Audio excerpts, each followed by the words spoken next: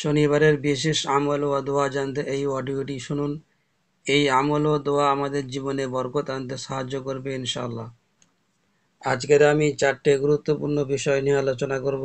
শনিবারের দোয়া ও জিকির, রিজিক বৃদ্ধির দোয়া, বিশেষ নফল নামাজ, দোয়া কবুলের মুহূর্ত। আসসালামু আলাইকুম রহমতুল্লাহি ওয়া বারাকাতুহু।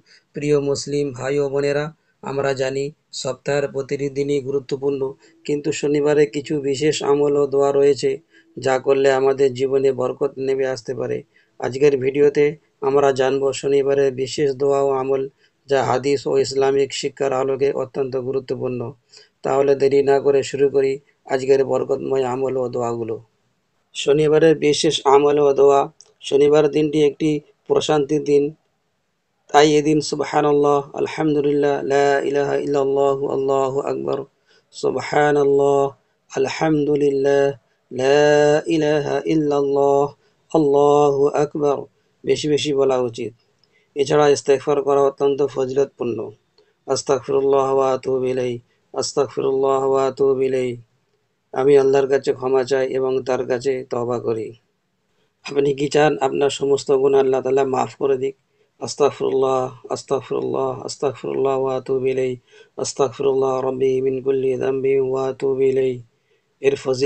এর ফজিলত এত যে এই দোয়া বেশি বেশি পড়লে গুনাহ মাফ হয় এবং হৃদয় শান্ত হয়। আপনি কি চান যে আপনার রিজিক ও জীবনে বরকত আসুক? তাহলে এই দোয়া বেশি বেশি করে পড়তে থাকুন। আল্লাহুম্মা কফিনি বিহালালিকা আন হারামিকা ওয়া আগনিনি বিফাদলিকা আম্মান সিওয়াক। আল্লাহুম্মা কফিনি বিহালালিকা আন হারামিকা ওয়া আগনিনি বিফাদলিকা আম্মান সিওয়াক।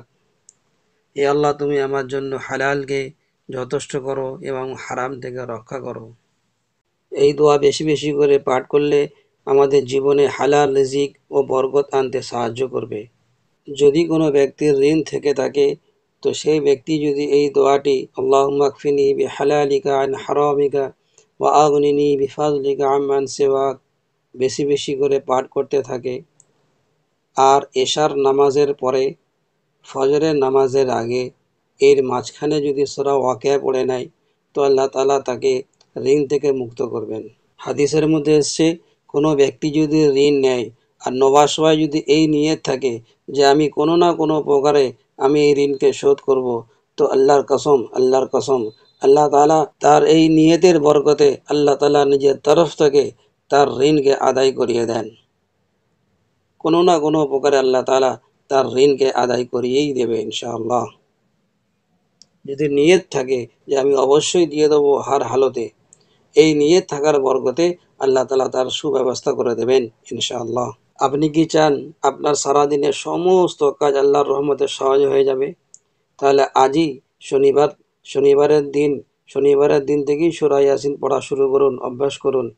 কেননা হাদিসের মধ্যে এসেছে, যে ব্যক্তি সকালে সূরা ইয়াসিন পড়বে তার সারাদিনের সমস্ত কাজ আল্লাহর রহমতে সহজ হয়ে যাবে। আপনি কি জানেন আপনার দোয়া কবুলের জন্য বিশেষ মুহূর্তগুলো?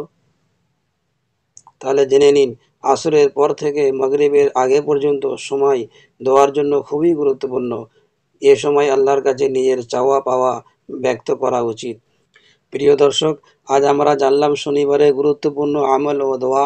আপনারা কি এই দোয়াগুলো নিয়মিত পাঠ করেন? আপনার আপনার আপনার কোন আমলটি সবচেয়ে ভালো লাগে কমেন্টে আমাদের জানাতে ভুলবেন না। এই ভিডিওটি যদি উপকারী মনে হয় তাহলে লাইক করুন, শেয়ার করুন এবং চ্যানেল ইসলামিক সিনিতে সাবস্ক্রাইব করুন। শেষে হাত তুলে দোয়া করি, হে আল্লাহ, আমাদের সবাইকে এই আমলগুলো করার তৌফিক দান করুন। আমিন। আসসালামু আলাইকুম ওয়া রাহমাতুল্লাহি ওয়া বারাকাতুহু।